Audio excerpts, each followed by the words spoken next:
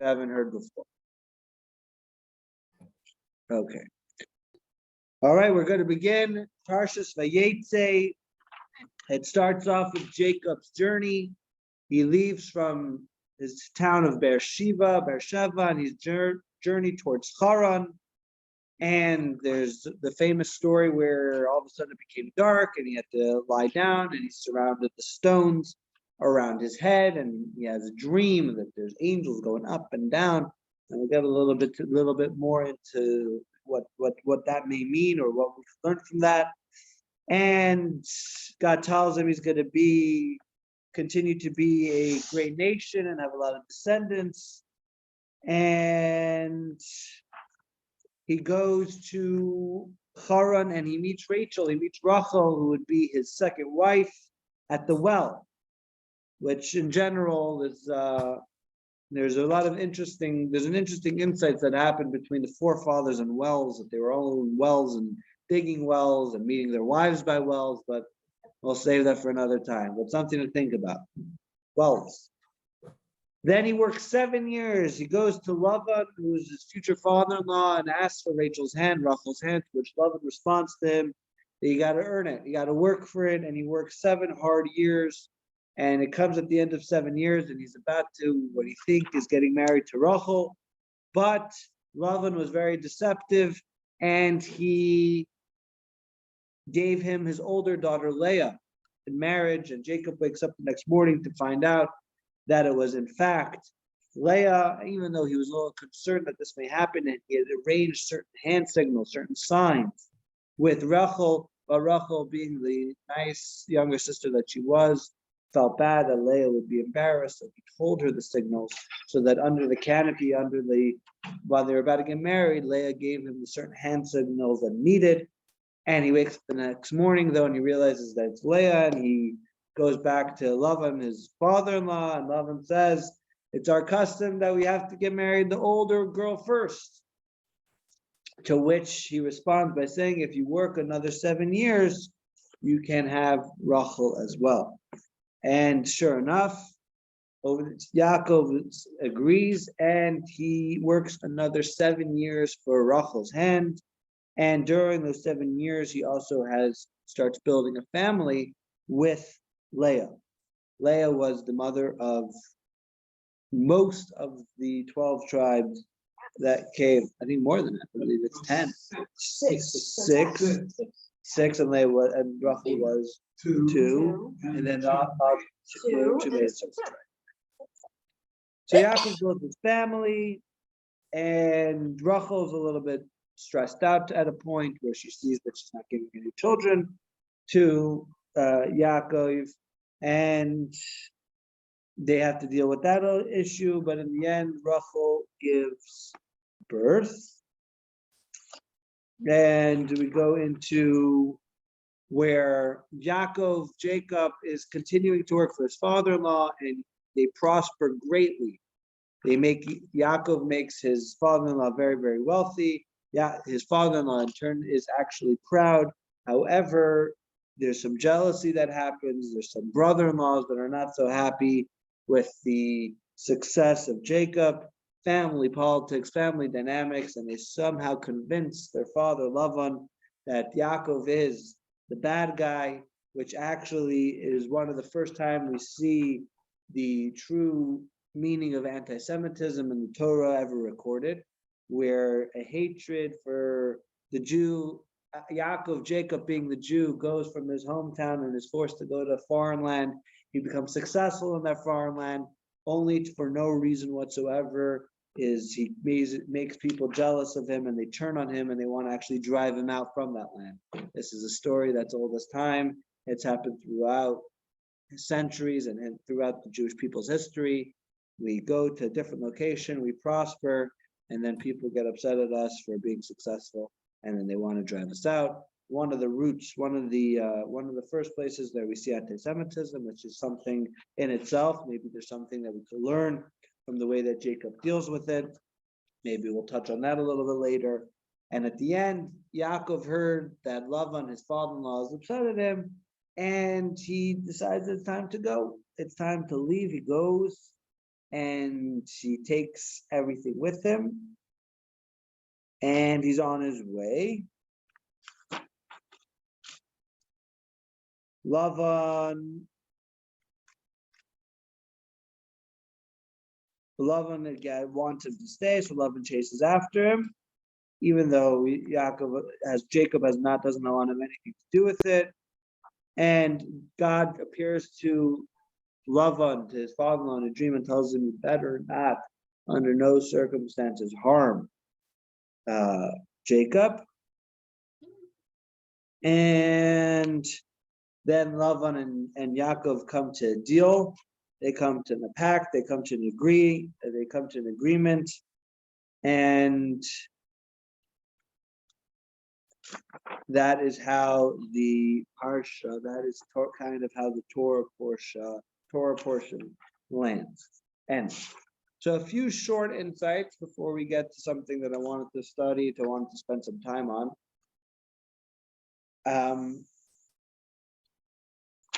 First, regarding to Jacob himself, what's interesting we find about Jacob in contrast to Abraham and Isaac is that Jacob didn't have any rebellious children. Abraham had Ishmael, Yitzchak had Esav, whereas Yaakov didn't have any rebellious children. And one of the reasons that's given that actually has to do with the name of the Parsha Vayeitze, meaning that Jacob went out from the comforts of his homeland, and he went into a foreign land and encountered all the troubles and dangers, specifically with his father-in-law, that happened in that other land.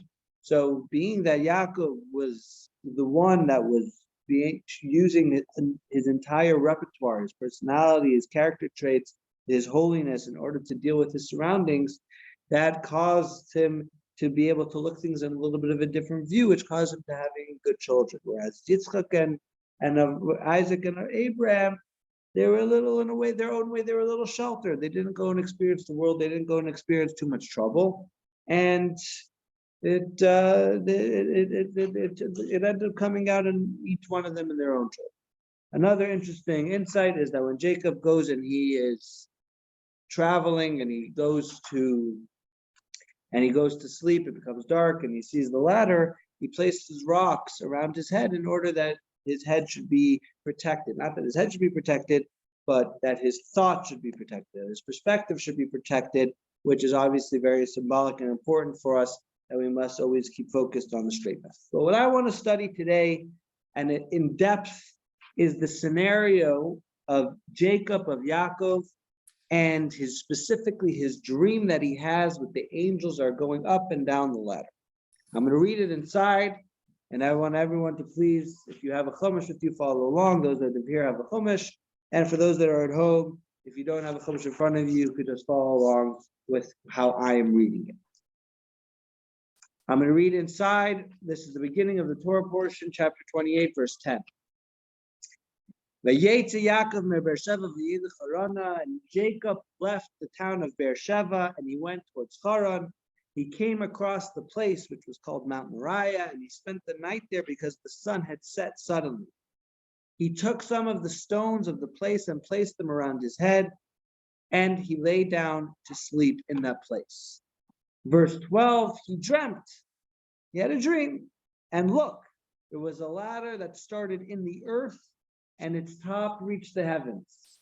And look, there were angels of God were going up and down the ladder. Verse 13, suddenly God was standing over him, and he said, I'm God, the God of Abraham your father, the God of Yitzchak, and I will give you the descendants of the land of which you're lying, and the story continues. So Jacob has a dream. He has a dream that there are angels going up and down. And at first glance, like everything in Torah, we want to know, is there anything symbolic? Is there some sort of metaphor? Is there anything that we could learn? We know that the Torah doesn't have things that just happen by circumstance. Is there any message that's lying in the scenario of Jacob having the specific dream? So there's a few, obviously there's the main answer, I wouldn't call it the main answer, but there's a classic answer that the dream is just a dream. Someone's allowed to have a dream. We all have dreams all the time.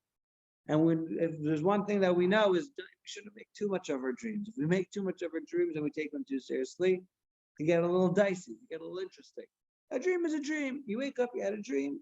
It was just a dream. There's actually a story from the Halakha, the Holy Ruzhiner. His name was Yisrael the Ruzhiner, who was a child prodigy. And when they say a child prodigy, is that when he was learning Chumash, when he was learning Torah in class, he would preemptively ask Rashi's questions. Rashi is one of the main commentaries in the Torah. He would preemptively ask Rashi's questions. His teacher knew that if Rashi would ask a question, it would first be raised his hand by this Holy Ruzhiner kid, and he would have the tremendous knowledge and the tremendous understanding and depth of the Torah that he would ask Rashi's question. Comes to this part in the Torah where Rashi addresses the scenario of how the angels, were they up, were they down? Rashi comes, at first they were up and then they came down, right? I believe Rashi says. Yeah? Going up and then they come, going up and coming down, which means Rashi's obviously answering what was going on. And the teacher's waiting. And the teacher's waiting, and the Holy Ruzhiner, this boy that became a leader, a giant leader of the Jewish people, is not asking what's going on here. Did they start up? Did they start down? And he's like, new, it's almost like flabbergasted. So we asked him, why are you asking Rashi's question? He says, why should I ask? It's a dream. The dream's just a dream. No, we don't read too much into dreams. It's a famous story. However, if you look at the Talmud, it could make things a little bit more interesting, that maybe we could actually find that there is some sort of deeper story that's going on here. And I'm going to read the Talmud, Tractate Chulin. Tractate Chulin, and I'm going to read it in English, talks about this scenario, this story of Jacob having the dream with the angels going up and down the ladder. And it says as follows. The angels ascended to look at Jacob's image above, how he looked from above. And then they descended to look at Jacob's image from below. They wished to hurt him when, behold, the Lord stood beside him. That's we're adding a little bit of details here to the story. Apparently, in this dream, the angels are going up and down. They're seeing the way Jacob looks from above. They're seeing the way that Jacob looks from below, which we don't even understand fully what that means. And they see something that causes them to be jealous, that causes them to want to harm Jacob, in which God comes and defends him, which actually, if you look at the verse, the very next verse after the dream, it says, behold, God was there all of a sudden. God appears to him and tells them that your descendants are going to have the very land which you're on. So now we have to understand, after learning the Talmud's explanation on the story, we have to understand a couple of things. Is there, in fact, some sort of message in the angels going up and down? Do we ever find anywhere that angels go up and down? Usually doesn't do they? There's no need for exercise. They don't need to flex their muscles. They don't need to count their steps at the end of the day. They need to get a little run in. And at the same time, based on the Talmud's explanation of the story, that apparently the going up and down, which the Talmud explains, meaning they wanted to see Jacob's image, who Jacob was from on high, the heavenly perspective, and then low, a worldly perspective. And that perspective, that seeing something, caused them to be jealous. What were they jealous of? And God stepping in to save the day. What's going on? So what's interesting is that as we start to get into the answer of what's going on over here, and we try to explain a little bit about what's going on over here, it actually leads us to a story with Yosef, Jacob's son Joseph. 2 Torah portions later, Parsha Vayeitze, the famous story of Joseph in the house of Potiphar. The house of Potiphar. And I'm going to read the Talmud story. I'm going to read it inside Talmud Tractate Yuma and Tractate Zot. It was told of Joseph the Tzaddik that the wife of Potiphar tried to seduce him every single day with her words, right? We know that Joseph was the favorite of Jacob. His brothers were jealous. They threw him in the pit. He got sold to Egypt. They told Jacob that Joseph had died. Joseph goes to Egypt, where he's working as a slave in Potiphar's house. only after Potiphar's wife wanted to try to seduce Joseph and sleep with Joseph, when after Joseph refused, ultimately storming out of the house, and did she throw him in prison? He interprets the dreams and he rises to power. That's the story in short, but we're going to get into a little bit about the details. What the Talmud says are the details about the specifics of the story of Joseph. I'm going to read inside Tractate Yuma. It was told of Joseph the Tzaddik that the wife of Potiphar tried to seduce him every single day with her words. The garments she put on for him in the morning, she did not wear in the evening. Those she had put on in the evening, she did not wear in the morning. She said to him, "Yield to me." He said, "No." She said, "I shall have you imprisoned." He said, "The Lord releases the brown," right? Which is a pasuk from Tehillim. She then told him, "I shall bend your proud stature." And he replies, "The Lord raises those who are bowed down." Again, quoting what became a song, a verse from Psalms. She then told him, "I shall blind your eyes." He replied, "The Lord opens the eyes of the blind." Again, a quote from what later to be Tehillim. She'd offer him 1,000 talents of silver to make him yield to her, to lie with her, to be near her, but he would not listen. Then we find another place in Talmud, in Tractate Sota, where the Gemara again is continuing and discussing the story of Joseph. The Gemara asks, what happened with Joseph? What was the story? It's written in the verse, and it came to pass about the time that he went into the house to do his work. Rabbi Yochanan, the sage Rabbi Yochanan, comments that this teaches the fact that Joseph came into the house knowing that no one else was there other than Potiphar's wife, that after the constant badgering and seduction from Potiphar's wife, Joseph was finally couldn't take it anymore. He was ready to, God forbid, he was ready to go forward with it. He was ready to go forward with the act. Remember the scenario. Joseph is a 17-year-old boy. He's far from his house. There's no technology then. There was no air tags then. No one knew if he was alive or not.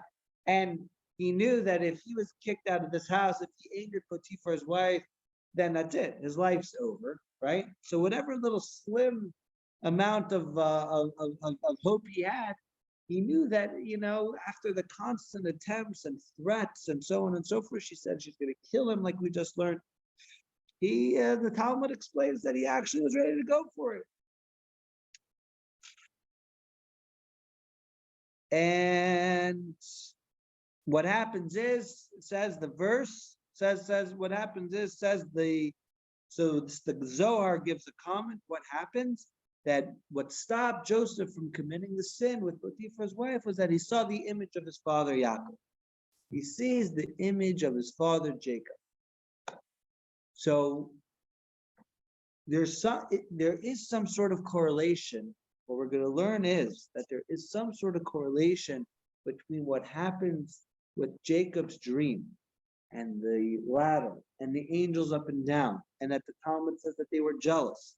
That caused a ripple effect years later when Jacob was already old, that had a ripple effect that Joseph, when he was about to commit a terrible sin, envisioned his father's face that caused him to refrain from doing the sin.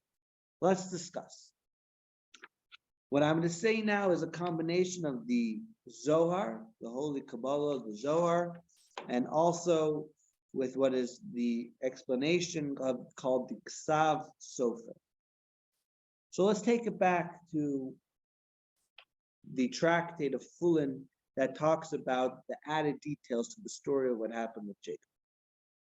The Talmud comments there that the reason why the angels were going up and down is because they wanted to see the image of Jacob from on high and the image of the Jacob below. So the Holy Zohar, the Holy Kabbalah teaches us and explains what the Talmud is telling us, and that is that we know that when there's the way that the person is viewed up on high, when Hashem blows his neshama into his body and decides he's going to go into the world, and with him comes a specific mission that he is able to accomplish and him only. And then there's the way that he comes into the earth, the physical trials and tribulations of life, that don't make it so easy for everyone to complete their mission in the best way possible, or to live the life that they maybe were intended to live to the fullest on high, right? God had a specific vision for each and every one of us the way we come into this world, and he set the bar high for us. Unfortunately, for some of us, we get into the world, things are not so easy. And with that not easy comes the ability to overcome them. And obviously, the whole purpose of life is avoda, is working on trying to accomplish this mission that we have. So what normally happens by a lot of people is that the way that God perceives them when he's about to bring them into the world on high, the tremendous responsibility that God gives us, the tremendous bar that God sets our neshama. Thank God he gives us the ability to attain crazy high levels, is not usually mirrored down low, or at least throughout most of one's life, it's not usually mirrored down low. Life is this constant struggle of ups and downs, trying the best to be the best version of ourselves, trying to be the best that we could be. Unfortunately, it's not an easy life. It's not an easy world. There's a lot of temptation, there's a lot of distraction, and we do our best. So what happens is that the average person that the angels saw until Jacob, the way that they were perceived on high was much different than the way they were perceived down low. But what happened by Jacob? The angels are seeing that there's this man of flesh and blood, that the image that he had on high was the exact same image that he had down low. And they're getting completely bent out of shape about it, because they think that they're this holy celestial beings, the spiritual creatures. They're by God in heaven, and that's their claim to fame. That's their win. That we have to come. The human being has to come into this world, and Nebuch, with this physical world comes all these struggles. But then they found Jacob lying there on the floor, and they're completely flabbergasted. Like the Talmud explains, the image that he had, the heavenly image, the celestial image that Jacob's neshama had, was exactly reflected the way it was down low. And they're going up and down, trying to see, like, hello, this is a phenomenon to us.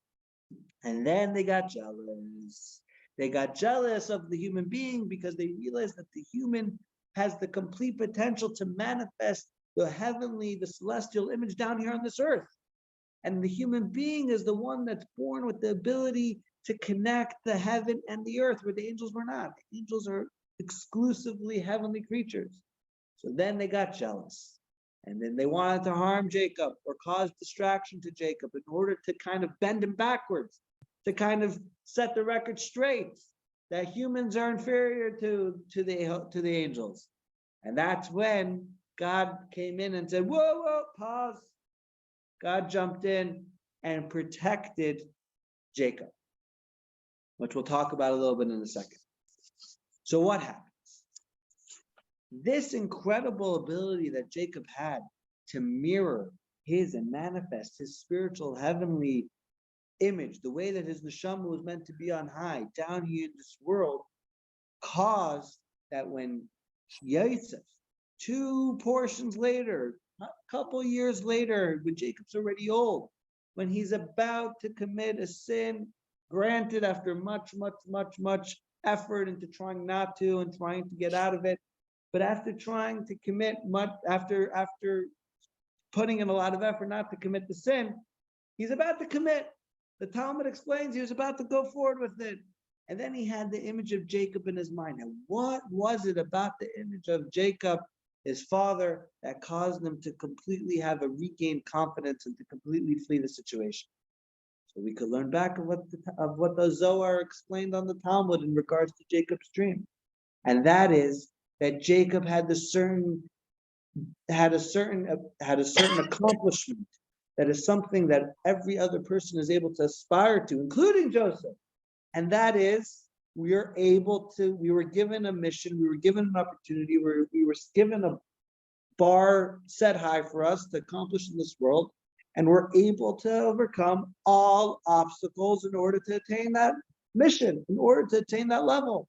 And when Joseph thought about Jacob, what hit him was that Jacob had this mirrored image. Jacob had this ability that showed that you're able to overcome obstacles in this world. You're able to manifest the holiness that you were intended to be in this world. And that gave him, a 17-year-old boy, a little bit of a kick, a little bit of an energizer. Just as he was a bit about to fail, he said, oh, I'm able to be more, I'm able to do more, I'm able to overcome this. This is just immediate satisfaction and gratification. Not happening. He runs away. He gets thrown into prison, but as we know, that throwing into prison was what would help him later become great. It was intentional. If he would have given in, God forbid, to that sin, the rest of the story doesn't play out. He doesn't get thrown into prison. He doesn't rise and become the second in command and the leader of the Jewish people in Egypt. His mission in this world maybe takes a little bit of a different course, or maybe harder to get to. It was only because of, for that moment, he had the vision of Jacob, which is learned from the story of his dream, that he was able to survive. We're not done.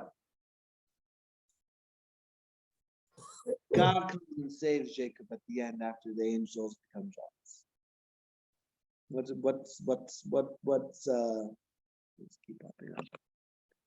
What's symbolic? What's interesting about that?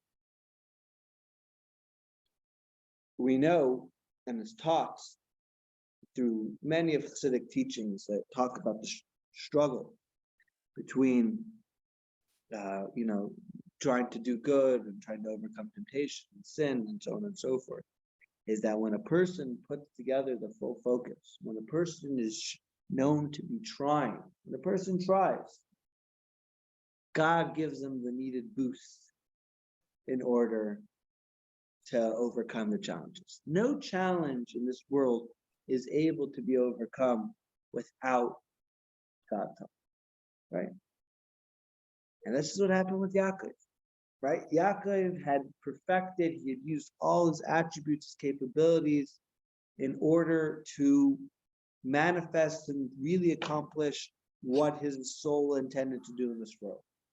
And unfortunately, that caused a stir. That caused a stir with the angels. They wanted to revoke that.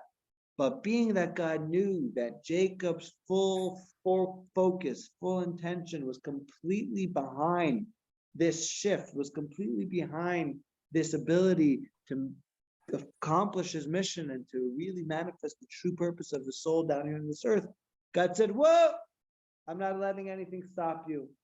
I'm not letting anything harm you. I am going to assist you in overcoming that obstacle.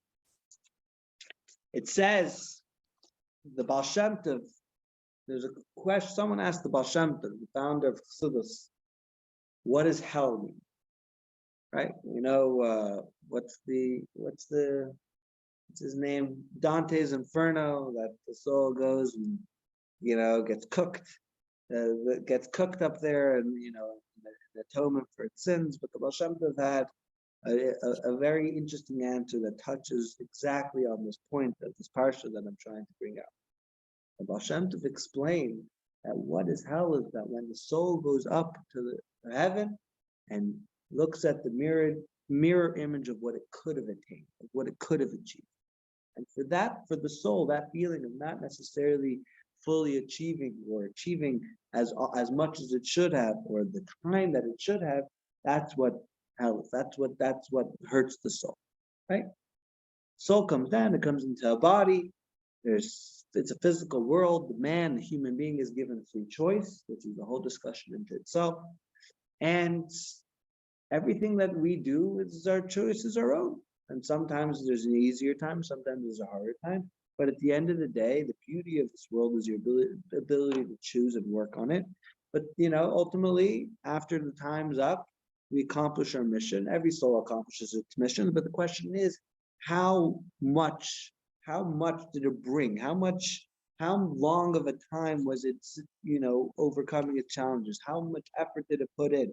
The more effort you put in, the longer amount of time that you're probably doing what you're supposed to, as opposed to struggling. To each their own. But the Baal Shem Tov explains that if you want to know what hell is when the soul comes up to heaven and looks at the mirror image of what it could have done, of what it could have achieved. And that, for the soul, is hell. This brings us back to this scenario.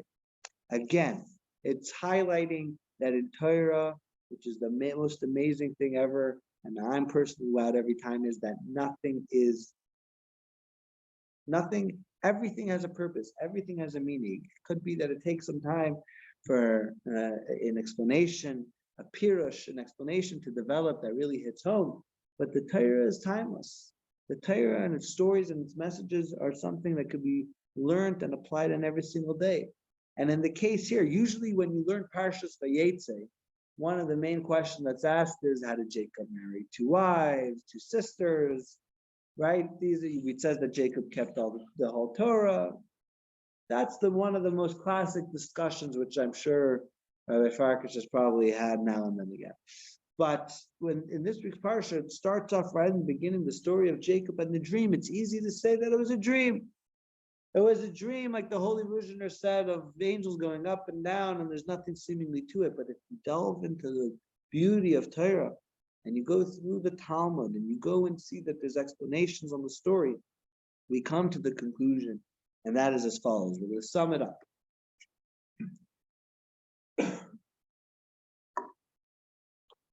The Talmud explains that the reason why the angels were up and down was that they wanted to get a view of what Jacob was on high in heaven and on earth down low. And this is symbolic because we know that every single person has dual personalities. There's the famous, if a Jew goes to the psychiatrist and comes to pay his bill, he says, "Can I split it? My dual personalities." We split the bill. But we know that every Jewish person, we have two lives, we have 2 reflections. We have the way that our neshama is on high, the way that God, when He gave us a mission and an intention in this world, the way He envisioned it on high. And then there was the way that neshama comes into this world, the soul comes into this world, and through the experiences, maybe things are not exactly how it was envisioned on high, which is the whole idea of free choice, which we'll save for another time. And the Zohar explains that Jacob had perfected his mission. He had completely overcome all obstacles. He had given it his all, and that he mirrored the image, the heavenly image that he had down here in this world. And that is something that's applicable and something that we should strive for. And not only should we strive for it, the very fact that he accomplished it is what saved Joseph years later when he was just about to commit the sin. And the Holy Zohar goes on to explain that just like Joseph, with the vision of his father Jacob, followed through and overcame all obstacles, that we too could learn that we have the ability to overcome all obstacles. And if we really commit to it, just like God saved Yaakov from the angel's jealousy, so too God will help us overcome our obstacles and help us with success in our mission. And hopefully then, like the Baal Shem Tov explains, that we're able to completely live out what our expectations are and overcome our obstacles, and then everyone's able to complete their mission to the fullest extent. And that is something that we learn from Jacob's dream. Sometimes a dream is not just a dream. And I thought that was something I've never learned that before, something I'd like to share with everybody. And now I'm going to open it up for some questions. Oh, it's early for me, 8:10. And how's the Zoom folks? Anybody? I put everyone to sleep. Is that what usually happens? I'm okay. I'm okay with it. Engaging. The famous joke that Rabbi is giving the class, and the guy next to some guy in the audience falls asleep. The Rabbi tells the guy, "Wake him up." He says, "You put him to sleep. You wake him up." Exactly. What do you think, Dennis? Any comments? Not right this second. Sorry. No worries, I don't have any comments. I feel bad. I'm ending extremely early for the way that the class is supposed to be. Maybe we get into some discussion. David, what's going on? Others thought that the angels that were ascending, going up, were the angels that were watching him walking. Rashi's explanation. Yes. Right. And then when he needed a new set of angels, that they could walk. Right. So, right. So that Rashi has a very classic answer that he needed 2 sets of angels, one to guide him where he was, and one set of angels taken further, which is a beautiful classic answer, but doesn't really necessarily relevant. Question is, what can we learn from the story that's relevant?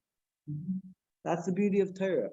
Torah is, on one hand, a beautiful story with beautiful explanations, and at the same time, it holds relevance. It holds relevance. Bernard, are you there? I need to take your number down. I have to give you a call about something. Okay. Yes. I think I'll ask my father for it. Yeah, that's pretty much it. We're ending pretty early here, but that's the idea that I wanted to share. Yes. I had a question. Why does it start with they were ascending first? Because if they are up in heaven, this is first descend and then ascend. Right. But it starts with ascending and then descend. Right. So that goes on to the Rashi's answer. So you asked that? No, Rashi explains that there were two sets of angels. The simple explanation was that there were angels that accompanied him on the journey. Now it was time for them to go. So they're up. So they were already down. They were already down. And the new angels had to come down to take a new mission and carry on Jacob further. Which is an explanation. And you know what? Both could be true. Right. Both could be true. The angels that were down here saw Jacob in one light. Then they're all, as though they're crossing on the ladder, they're like, this guy's unique. This guy's got it. And then the angels came from up high. They're like, this is what I saw. This is something truly spectacular. We got to throw him off course. So It also says when Yaakov left, he didn't go right there. He spent 14 years before he got there. got 14 years before he got to the location. Yeah, in the yeshiva. Right. Studying. And Esau's son was supposed to go over there and kill him. But he was saved.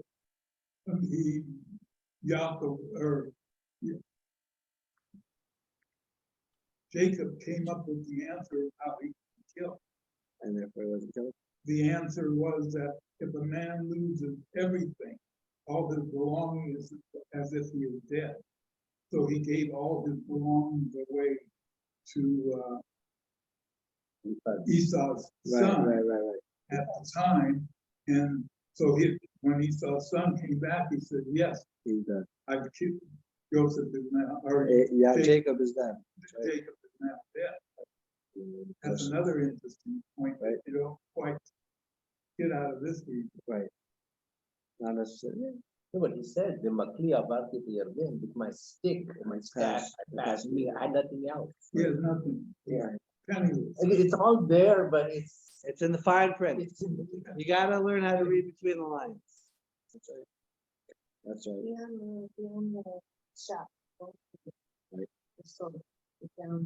So again, what another insight I could share is in regards to going a little dating back to I mentioned briefly that in this parsha we see the first instance of anti-Semitism, that Jacob's brother-in-laws became jealous for him being successful and they wanted him gone.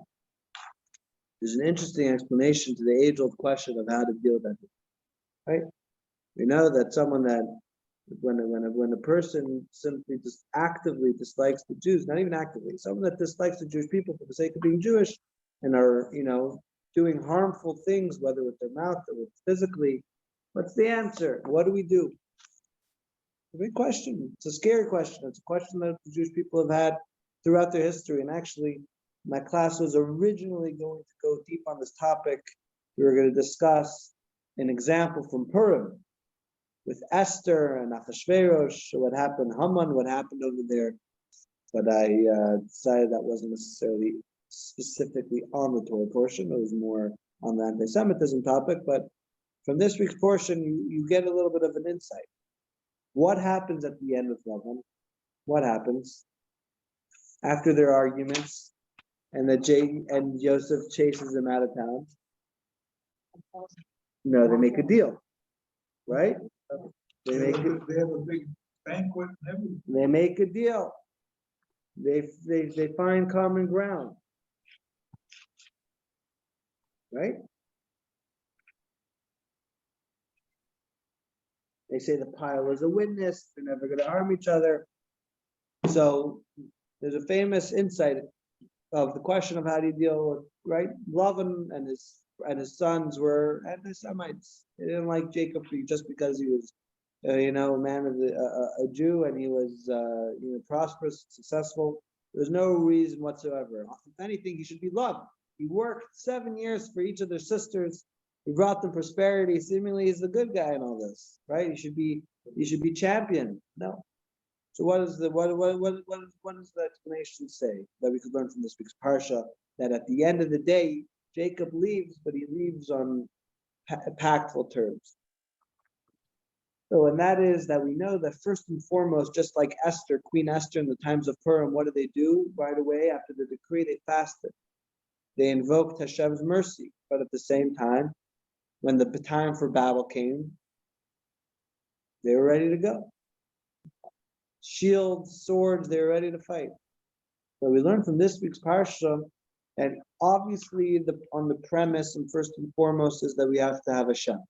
We have to pray to Hashem to change the perspective of those that don't like us, to give us peace, not harm, to protect us, right? Even in today's day, unfortunately, you find many stories, not just in the Middle East, where maybe it's a little bit more, maybe more magnified, but all over the United States, everywhere, it's relevant. Obviously, the first thing is you have to believe in Hashem, right? That we learned from Torah. But what you learn from this week's Parsha is engagement, is to negotiate, is to talk about it, is to get common ground, to show value. It's not that we should just totally rely on Hashem, and it's not just taking the higher ground and saying that they don't know what they're talking about. All could be true. But what we learn from this Parsha and the way that Jacob negotiates with Lavan, why did he negotiate? There's absolutely no reason for him to negotiate. He could have relied on Hashem. Hashem would have protected him, should have gotten out of there, and that's it. No. The way that it's intended to be and to deal with those that don't like us, the Talmud explains that they don't like us, just like we see by Jacob. There's no reason. There is no reason. There is no reason. You're not going to come and pinpoint and fix the reasoning of why they don't like us. But what you could do is, I'm not going to use the word pretend, but what you could do is find common ground. Find common ground, find the area where you're able to show that you provide value, and at the same time they see value, and meet it a little bit more head on, as opposed to you just running away from it, or hiding from it, or relying on God for it. Be active, be engaged, and then God will provide, God will protect. An interesting insight from this week's Parsha. There's a lot of explanation that goes back specifically to the Purim story, actually. In any case, my friends on Zoom, nice being with you. Wishing everyone a wonderful evening. And for those in Seattle, enjoy the snow. Looks like we're in store for some more inches tomorrow. And for those of you that are in the Windy City, have us in mind. You might have better weather. Yeah, no snow, just cold. Take care, everybody. Thank you. Take care. Good night. Thank you.